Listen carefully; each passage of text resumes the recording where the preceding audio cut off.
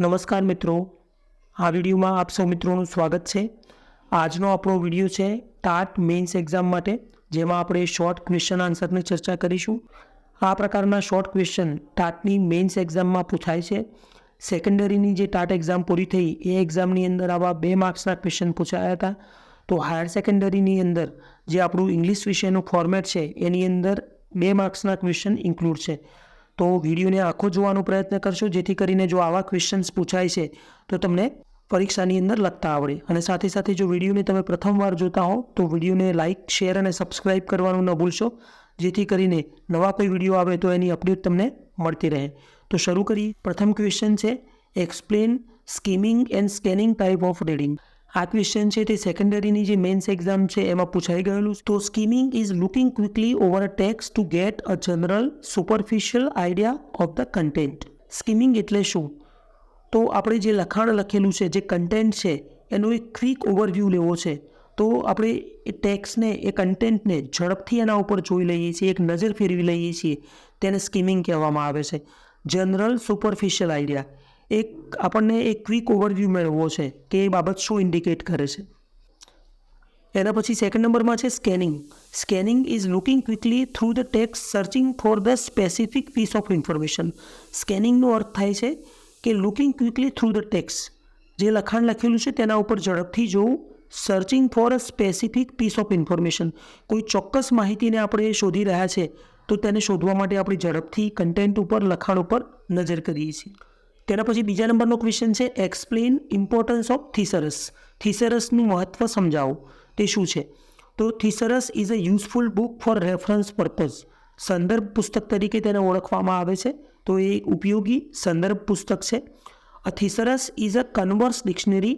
એક કન્વર્સ ડિક્શનરી છે કે જેની અંદર એક વિચાર આપવામાં આવ્યો હોય છે અને one can find the word, આપણે શબ્દ શોધી શકીએ છીએ, શબ્દો શોધી શકીએ છીએ, phrases by which the idea may be most aptly expressed, કે જેની અંદર એક ચોક્કસ વિચારને રજૂ કરવામાં આવ્યો હોય, જેની અંદર આપણે એન્ટોનિમ અને સિનોનિમ પણ મેળવી શકીએ છીએ। એના પછી થર્ડ ક્વેશ્ચન છે what is a loud reading. Loud reading એટલે શું?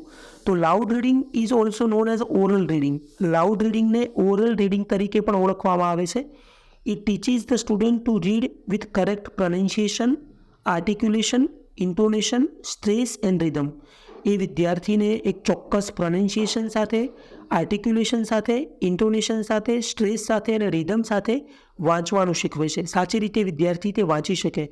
It enables the student to read with expression, અને ચોક્કસ અભિવ્યક્તિનો ઉપયોગ કરી અને વિદ્યાર્થી વાંચે એ માટે એને સક્ષમ પણ બનાવે છે। એના પછી ચોથા નંબરનો ક્વેશ્ચન છે explain briefly about silent reading. Silent reading વિશે ટૂંકમાં સમજાવો। તો this is the very important type of reading along with the ability to read aloud. મોટેથી વિદ્યાર્થી વાંચી શકે એ ક્ષમતાની સાથે સાથે the children may be encouraged to read silently, વિદ્યાર્થી સાયલેન્ટલી વાંચે એ માટે પણ આપણે એને પ્રોત્સાહિત કરી શકીએ। Most of the reading done at the higher stage of learning should B of this kind only. અને હાયર સ્ટેજ ઉપર એટલે કે કોઈ વિષયનો તજજ્ઞ છે, એક્સપર્ટ છે, એ જ્યારે વાંચન કરે છે, કોઈ ટીચર વાંચન કરે છે તો એ આ પ્રમાણે સાયલેન્ટ રીડિંગ કરતો હોય છે અને બાબતોને સમજવાનો ટ્રાય કરતો હોય છે। તો વિદ્યાર્થીને પણ આપણે આ સાયલેન્ટ રીડિંગ છે તે શીખવી શકીએ। એના પછી પાંચમા નંબરનો ક્વેશ્ચન છે explain intensive type of reading. Intensive type of reading શું છે તે સમજાવો। તો intensive reading occurs when the learner is focused on language rather then the text. Intensive reading ત્યારે બને છે જ્યારે કે શીખનાર છે તે લેંગ્વેજ ઉપર ફોકસ કરે છે રાધર દેન ધ કન્ટેન્ટ, એટલે કે ટેક્સ્ટ ઉપર ફોકસ કરવાના બદલે। For example, the learner may be answering comprehension questions, learning new vocabulary, studying the grammar and expression in the text. તો જે લર્નર છે તે કોમ્પ્રિહેન્શનના ક્વેશ્ચનના આન્સર આપે છે, નવી વોકેબ્યુલરી શીખે છે, ગ્રામરને શીખે છે અને નવી અભિવ્યક્તિઓને પણ એમાંથી તે શીખે છે। તો તેને ઇન્ટેન્સિવ ટાઈપ ઓફ રીડિંગ કહેવામાં આવે છે, કે જેમાં લર્નર છે, વિદ્યાર્થી છે, તે ભાષાને શીખવા ઉપર વધારે ફોકસ કરે છે। એના પછીનો છઠ્ઠા નંબરનો ક્વેશ્ચન છે explain extensive type of reading. Extensive type of reading શું છે તે સમજાવો। તો extensive reading is reading as much as possible for your own pleasure. Extensive reading છે તે આપણા પોતાના પ્લીઝર માટે, એટલે કે આપણે એને મનોરંજનના માધ્યમ તરીકે આપણે જોવાનું છે એક્સટેન્સિવ રીડિંગને. At a difficult level at which you can read smoothly and quickly without looking up words or translating to English as you go. આપણે જ્યારે એક્સટેન્સિવ રીડિંગ કરીએ છીએ ત્યારે આપણે એને ટ્રાન્સલેટ નથી કરતા, શબ્દોને નથી જોતા. We just read it to get the pleasure. આપણી માત્ર મનોરંજન માટે, આનંદ માટે એનું વાંચન કરીએ છીએ. તેને એક્સટેન્સિવ રીડિંગ કહેવામાં. એના પછીનો ક્વેશ્ચન છે, what is the difference between approach and method. Method અને અપ્રોચ વચ્ચેનો તફાવત શું છે? તો method is broadly an overall plan based on a number of steps. એક ઓવરઓલ જનરલ આઈડિયા છે જુદા જુદા સ્ટેપ પર આધાર રાખીને. In method the content and the amount of language is predetermined with the time. જે language છે તે અને કન્ટેન્ટ છે તે પહેલેથી નક્કી હોય છે સમયને ધ્યાનમાં રાખીને. વિથ ટાઈમ એન્ડ આસ્પેક્ટ્સ, કેટલાક પાસાઓને ધ્યાનમાં રાખીને અને સમયને ધ્યાનમાં રાખીને પ્રી ડિટરમાઇન્ડ હોય છે, પહેલેથી ડિસાઇડ હોય છે. જ્યારે in an approach self learning is also possible. અપ્રોચની અંદર સેલ્ફ લર્નિંગ પણ પોસિબલ છે. Number of situations, context, events etcetera can be used. અપ્રોચની અંદર આપણે જુદી જુદી સિચ્યુએશનનો યુઝ કરી શકીએ, કોન્ટેક્સ્ટનો યુઝ કરી શકીએ, ઇવન્ટ્સનો યુઝ કરી શકીએ. Thus a method is an organised system. Method છે તે એક ઓર્ગેનાઇઝડ સિસ્ટમ છે, એક પહેલેથી નક્કી કરેલી, ડિસાઇડેડ કરેલી એક વ્યવસ્થા છે. And approach is an integration of more than one system. અને જ્યારે અપ્રોચ છે તે એક કરતાં વધારે સિસ્ટમોનું ઇન્ટિગ્રેશન છે. એના પછી 8મા નંબરનો ક્વેશ્ચન છે, what is an approach in teaching English. Teaching ઇંગ્લિશની અંદર અપ્રોચ શું છે? તો an approach is a set of correlative assumption dealing with the nature of language teaching and learning. તો અપ્રોચ છે તે એક સમૂહ છે, સેટ ઓફ કોરિલેટિવ એઝમ્પશન, ધારણાઓનો સમૂહ છે જેમાં આપણે લેંગ્વેજને શીખવવા અને એને શીખવા માટે કેવી રીતે શું કરી શકીએ તેના વિશે વાત કરવામાં આવે છે. અને approach is axiomatic. It describe the nature of subject matter to be taught. Approach છે તે એક્ઝિયોમેટિક છે, એટલે કે સ્વયંસિદ્ધ છે. વ્યક્તિ પોતાની જાતે એ અપ્રોચને ડેવલપ કરી શકે છે. સાથે સાથે એ describe the nature of the subject matter to be taught. અને એ આપણને સબ્જેક્ટ મેટર શીખવવું છે તેના નેચરને પણ એ ડિસ્ક્રાઇબ કરે છે. એના પછીનો ક્વેશ્ચન છે 9 number, what is method. Method શું છે? તો method is an overall plan. Method છે તે એક ઓવરઓલ પ્લાન છે ફોર ધ ઓર્ડરલી પ્રેઝન્ટેશન. એટલે કે ક્રમશઃ આપણે જે કન્ટેન્ટ ભણાવી રહ્યા છીએ, જે લેંગ્વેજ મટીરિયલને આપણે ભણાવવું છે તેનું ક્રમશઃ પ્રેઝન્ટેશન આપણે કેવી રીતે કરવું એનો એક ઓર્ડરલી પ્રેઝન્ટેશન છે. એનો ઓવરઓલ પ્લાન દર્શાવે છે આપણને મેથડ છે તે. નો પાર્ટ ઓફ વિચ કન્ટ્રાડિક્ટ. એમાં કોઈ પાર્ટ છે તે કન્ટ્રાડિક્ટ એટલે કે વિરોધાભાસી નથી હોતો. All of which is based upon the selected approach. અને આ બધું છે તે સિલેક્ટેડ અપ્રોચ પર બેઝડ હોય છે. અને approach is a axiomatic. Approach છે તે સ્વયંસિદ્ધ છે, જ્યારે a method is a procedural. Procedural એટલે કાર્યપદ્ધતિ પ્રમાણે આપણે મેથડની અંદર કન્ટેન્ટને ક્રમ પ્રમાણે રજૂ કરવું. એના પછીનો ક્વેશ્ચન છે, explain what casual listening is. Many times we listen to someone or something without any particular purpose. ઘણી વખત આપણે કોઈક વ્યક્તિને અથવા તો કોઈક બાબતને કોઈ પણ પ્રકારના હેતુ વગર સાંભળતા હોઈએ છીએ. At such time we often do not listen to them with much concentration. અને આ સમયે આપણે એ વ્યક્તિઓને બહુ એકાગ્રતાપૂર્વક સાંભળતા હોતા નથી. Unless we hear something which interest us. જો આપણને કોઈ વસ્તુ રસ પડે એવી ન હોય તો આપણે એને સાંભળતા હોતા નથી. Never concentrate on that. એના પછીનો ક્વેશ્ચન છે, explain focused listening. Focused listening શું છે તે સમજાવો. તો it is intensive listening for information or for transacting business. તો આ એક ઇન્ટેન્સિવ લિસનિંગ છે જેને આપણે કોઈક ઇન્ટેન્શન સાથે લિસન કરીએ છીએ. The listener is attentive and concentrates on what the speaker is saying. Listener જે છે તે બહુ અટેન્ટિવ એટલે કે બહુ ધ્યાનપૂર્વક સાંભળે છે અને એકાગ્રતા પણ રાખે છે કે સ્પીકર શું કહી રહ્યું છે. એના પછીનો ક્વેશ્ચન છે, what is speaking skill. Speaking skill શું છે? તો speaking skill is the ability to express opinion or thought and feelings to a person or a group verbally, whether face or by distance. તો speaking skill છે એ આપણા મંતવ્યોને, આપણા વિચારોને, આપણી લાગણીઓને વ્યક્ત કરવા માટેની એક ક્ષમતા છે. To a person or a group verbally. એક વ્યક્તિને આપણે વ્યક્ત કરી શકીએ અથવા તો ગ્રુપની સામે આપણા ઓપિનિયન્સ છે, થોટ્સ છે, આપણી લાગણીઓને વ્યક્ત કરી શકીએ. એ ફેસ ટુ ફેસ કરીએ તો પણ ખરું છે અને બાય ડિસ્ટન્સ આપણે કોઈ દૂરસંચારના માધ્યમોનો ઉપયોગ કરતા હોય અને તેના દ્વારા આપણે જો વ્યક્ત કરીએ છીએ તો પણ આપણે એને સ્પીકિંગ સ્કિલ કહી શકીશું. એના પછી explain the term phonetics. Phonetics is that branch of linguistic which deals with sound and speech sound. તો ફોનેટિક્સ છે એ એક લિંગ્વિસ્ટિકની એક શાખા છે જેમાં વિચ ડીલ્સ વિથ સાઉન્ડ, જે સાઉન્ડથી બનેલી છે, એન્ડ સ્પીચ સાઉન્ડ, આપણે જુદા જુદા અવાજો કાઢીએ છીએ એ કેવી રીતે બનેલા છે તેના વિશે વાત કરે છે. એને ફોનેટિક્સ કહેવામાં આવે છે. એના પછીનો ક્વેશ્ચન છે what is stress in a sentence. વાક્યમાં સ્ટ્રેસ શું છે? તો stress is a vital element in correct pronunciation and a great attention two it is essential. તો સ્ટ્રેસ છે તે બહુ જ ઉપયોગી કરેક્ટ પ્રોનાઉન્સિએશન માટે એક ઇમ્પોર્ટન્ટ એલિમેન્ટ છે અને great attention two it is essential. અને અટેન્શન માટે કોઈક વ્યક્તિનું ધ્યાન આપણે ખેંચવું છે તો એ ખૂબ જરૂરી છે. Stress means emphasise. સ્ટ્રેસ એટલે ભાર મૂકવો. If we make a sound with more energy the sound will come out with a force. અને જો આપણે વધારે એનર્જીનો ઉપયોગ કરીને સાઉન્ડ પ્રોડ્યુસ કરીએ છીએ તો sound will come out with force, અને એક ફોર્સ સાથે એ સાઉન્ડ બહાર આવે છે.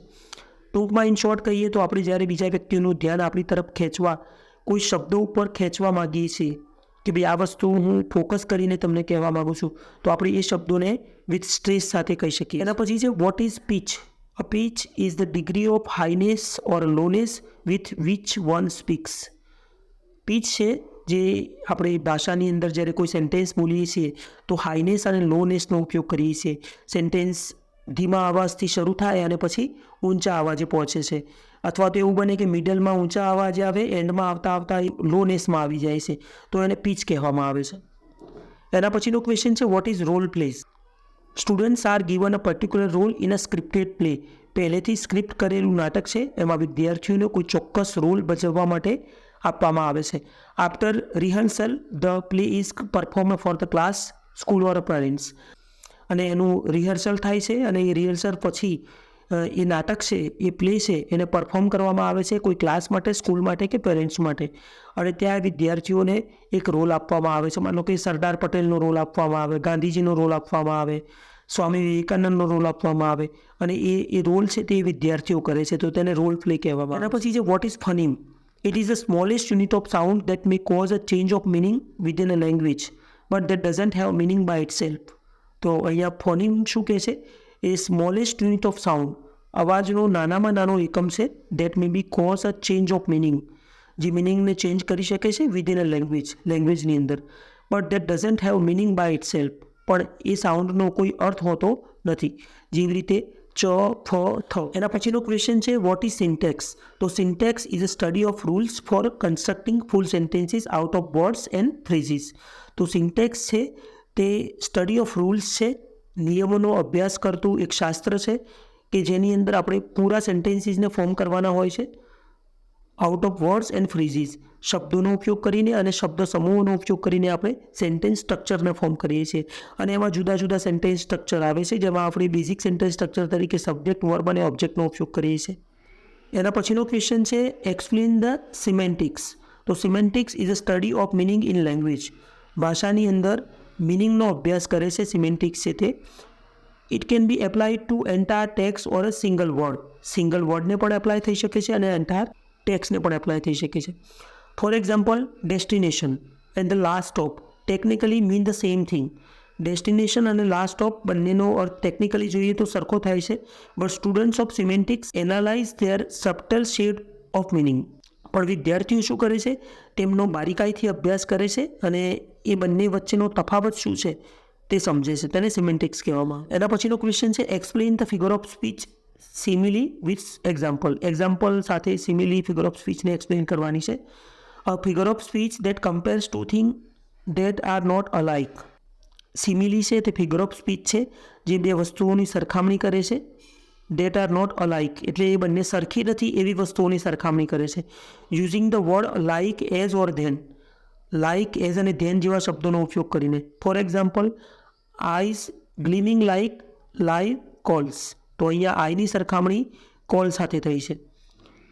As delicate as સ્નોફ્લેક.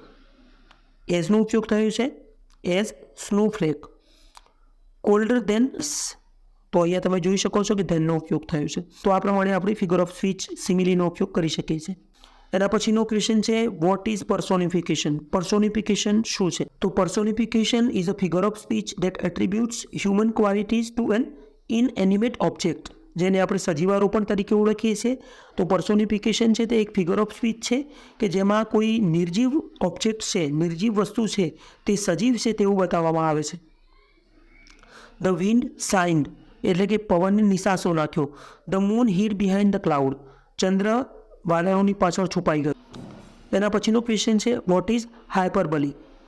તો it is a figure of speech that uses exaggeration, જેમાં અતિશયોક્તિ બતાવવામાં આવી છે. Our chances are 1 in a million છે. I like this car 10 times more than our other one. અમારી જે બીજી કારો છે એના કરતાં 10 ગણી આ કાર મને વધારે સારી ગમે છે.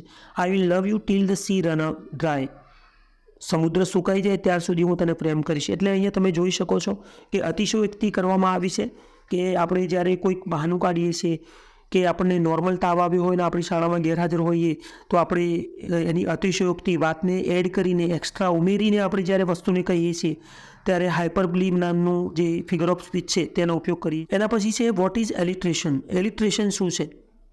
તો alliteration is a literary device, a figure of speech છે where words are used in a quick succession and begin with a letter belonging to the same sound group. સરખા સાઉન્ડ ગ્રુપથી એ શબ્દો છે, એ લેટર છે, મૂળાક્ષરો છે તે બિલોંગ કરે છે. Whether it is the consonant sound or a specific vowel group. એ કોન્સોનન્ટ એટલે કે વ્યંજન હોય કે પછી સ્વર હોય. The alliteration involve creating a repetition of similar sound. સરખા અવાજનું રિપીટેશન થાય છે. કરશન કાકાએ કાચના કબાટમાંથી કાચી કેરીનું કચુંબર કાઢ્યું. તો ગુજરાતીની અંદર આપણે સમજી શકીએ છીએ કે ક સાઉન્ડ આવે છે તો એ એલિટ્રેશન છે. Alliterations are also created when the words all begin with the same letter. અને સરખા લેટર સાથે એ શરૂ થાય છે તો તેને પણ આપણે એલિટ્રેશન છે તેવું કહી શકીએ. એના એક્ઝામ્પલ છે the wicked witch of the west went her own way. તો અહીંયા તમે જોઈ શકો છો વિકર્ડ વિચ વેસ્ટ અને વેન્ટ. તો અહીંયા ડબલ્યુ લેટર છે અને એનો સાઉન્ડ પણ વ છે. The W sound is highlighted and repeated through out the sentence. આખા સેન્ટેન્સમાં વનો સાઉન્ડ છે તે રિપીટ થાય છે અને હાઇલાઇટ થાય. એના પછીનો ક્વેશ્ચન છે explain inclusive classroom. In such a classroom the inclusion of all children takes place and they are not categorized on the basis of colour, creed, intellect and disability etcetera. વિદ્યાર્થીઓની અંદર મતભેદ નથી રાખવાના. એનો કલર કેવો છે, એનો ધર્મ કયો છે, એની બુદ્ધિ કેવી છે, એ કેટલો એબલ છે કે ડિસેબલ છે, એના આધારે આપણે વર્ગને કેટેગરાઇઝ નથી કરવાનો, વર્ગીકૃત નથી કરવાનું, પણ વર્ગને એક રાખવાનો છે. એને ઇન્ક્લુઝિવ ક્લાસરૂમ કહેવામાં આવે. એના પછીનો ક્વેશ્ચન છે what is constructivism. A theory of learning based on idea that knowledge is constructed by a knower based on mental activity. તો કન્સ્ટ્રક્ટિવિઝમ છે એક થિયરી છે, આ થિયરી ઓફ લર્નિંગ, શીખવા માટેની એક થિયરી છે બેઝડ ઓન આઈડિયા, એક આઈડિયા ઉપર એ બેઝ કરે છે. દેટ નોલેજ, જ્ઞાન છે એ કન્સ્ટ્રક્ટેડ, એને આપણે બિલ્ડઅપ કરી શકીએ છીએ બાય નોવર દ્વારા, બેઝડ ઓન મેન્ટલ એક્ટિવિટી.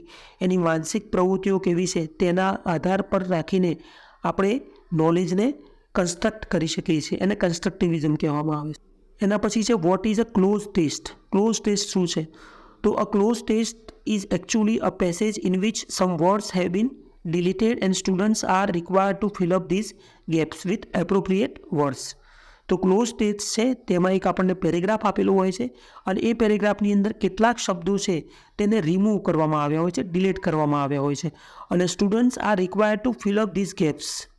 અને વિદ્યાર્થીઓને આ જે ખાલી જગ્યાઓ છે, આ ગેપ્સ છે, એ યુક્તિ શબ્દનો ઉપયોગ કરીને એ ગેપ્સને ભરવાની છે. Two types of gaps are usually given: functional, conjunction, preposition, article, etc., which have only one correct filler. And semantic gaps can be filled with any one of number of alternatives. અહીંયા આપણને જે વિકલ્પો આપેલા હોય એમાંથી એ વિકલ્પનો ઉપયોગ કરી અને એ ખાલી જગ્યાઓને ફિલઅપ કરવાની છે. જેમાં ફંક્શનલ આપેલી ખાલી જગ્યાઓ હોય, કન્જંક્શનની હોય, પ્રેપોઝિશનની હોય, આર્ટિકલ્સની હોય, which have only one correct filler. જેમાં એક જ સાચો આન્સર હોય છે, જેનો આન્સર આપણે એક સાચા જવાબથી પસંદ કરીને ફિલઅપ કરવાનો હોય. એના પછી છે explain what spiral approach is. Previously taught vocabulary and structure should be reintroduced in the subsequent unit whenever logical or possible. This is spiral approach. Spiral approach શું છે કે જ્યારે પાછળના ચેપ્ટરમાં પ્રીવિયસ ચેપ્ટરની અંદર જે વોકેબ્યુલરી શીખવાડવામાં આવી છે, previously taught vocabulary and structure should be reintroduced, ફરીથી આપણે એનો ઇન્ટ્રોડ્યુસ કરવાની છે, ફરીથી આપણે એનો પરિચય આપવાનો છે ઇન ધ સબસિક્વન્ટ યુનિટ. આવનારા પાઠની અંદર, આવનારા યુનિટની અંદર જ્યારે પણ એ લોજિકલ હોય અથવા તો પોસિબલ હોય તો તેને સ્પાયરલ એપ્રોચ કહેવામાં આવે છે. એના પછીનો ક્વેશ્ચન છે what is choral speaking. Choral dramatization involve student reading aloud by assigning parts to each group member. તો કોરલ ડ્રામેટાઇઝેશન છે એની અંદર સ્ટુડન્ટ્સ રીડિંગ અલાઉડ, વિદ્યાર્થીઓ મોટેથી વાંચે છે, by assigning parts to each group member. દરેક ગ્રુપના દરેક મેમ્બરને નાના નાના પાર્ટ્સ આપી દેવામાં આવે છે. અને choral dramatization can use text such as rhymes, poetry, picture books. આ બધી વસ્તુઓનો ઉપયોગ કરી શકે છે, જેમાં રાઇમ્સને વાંચી શકે, પોએટ્રીને વાંચી શકે, પિક્ચર બુકને વાંચી શકે. Students can experiment with voice, sound, gesture and movement. જ્યારે ગ્રુપના બધા વિદ્યાર્થીઓ વાંચતા હોય તો એ વિદ્યાર્થીઓ છે તે વોઇસમાં એક્સપેરિમેન્ટ એટલે કે પ્રયોગ કરી શકે, સાઉન્ડમાં, સાઉન્ડ ગેસ્ચરમાં, અને એમના ચહેરા પરના જે એક્સપ્રેશન છે, એના જે મૂવમેન્ટ છે એની અંદર પણ એ લોકો એક્સપેરિમેન્ટ કરી શકે છે. એના પછીનો ક્વેશ્ચન છે what is homonym. Homonyms are two or more words with the same spelling or pronunciation. Homonyms છે એ બે અથવા બે કરતાં વધારે શબ્દો છે જેમાં સ્પેલિંગ સરખું હોય છે અને પ્રોનાઉન્સિએશન પણ સરખું હોય છે, બટ વિથ ડિફરન્ટ મિનિંગ, પણ તેમનો અર્થ જુદો હોય છે. These words can sometimes be confusing. આ શબ્દો કેટલીક વાર કન્ફ્યુઝિંગ હોય છે, જેમાં પાર્ક અને બેંક. એના પછીનો ક્વેશ્ચન છે વોટ ઇઝ હોમોગ્રાફ. તો homograph is a word that share the same written form as another word but has different meaning. તમે જોઈ શકો છો કે હોમોગ્રાફ છે તેમાં એ લખાય છે સેમ રીતે, same written form as another word but has different meaning, પણ એનો અર્થ જુદો હોય છે. અહીંયા લીડ એ શબ્દ છે, અહીંયા pronunciation, sound can be same or different.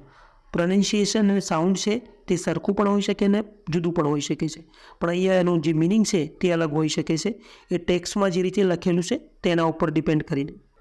એના પછીનો ક્વેશ્ચન છે વોટ ઇઝ હોમોફોન. તો homophone is a word that is pronounced the same as another word. બીજા શબ્દની જેમ જ એનું પ્રોનાઉન્સિએશન થાય છે, but that has different spelling and meaning. એનું સ્પેલિંગ અને મિનિંગ બંને જુદા જુદા હોય છે. જેમ કે ટુ બંનેનું પ્રોનાઉન્સિએશન સરખું છે પણ સ્પેલિંગ અને મિનિંગ જુદા જુદા છે. એના પછીનો લાસ્ટ ક્વેશ્ચન છે explain the word paraphrasing. Paraphrasing means formulating someone else idea in your own words. પેરાફ્રેઝિંગનો અર્થ થાય છે કે બીજા કોઈકના વિચારોની ચોરી કરવી. બીજા કોઈકના વિચારો છે એની ઉઠાંતરી કરવી અને એને તમારા બનાવી દેવા અને એનું ફોર્મેટ કરી અને તમારા નામ પર એને લખવા. તો મિત્રો આ પ્રમાણે ટાટની મેઇન્સ એક્ઝામમાં આ ક્વેશ્ચન પૂછાઈ શકે છે. તમે આ વિડીયોને 2-3 વાર જોશો એટલે એના આન્સરને સમજી પણ શકશો અને પરીક્ષાની અંદર પૂછાય તો તમે સારી રીતે લખી પણ શકશો. બીજા વિડીયોમાં બીજા ક્વેશ્ચન સાથે મળીશું. Till then take care, good bye.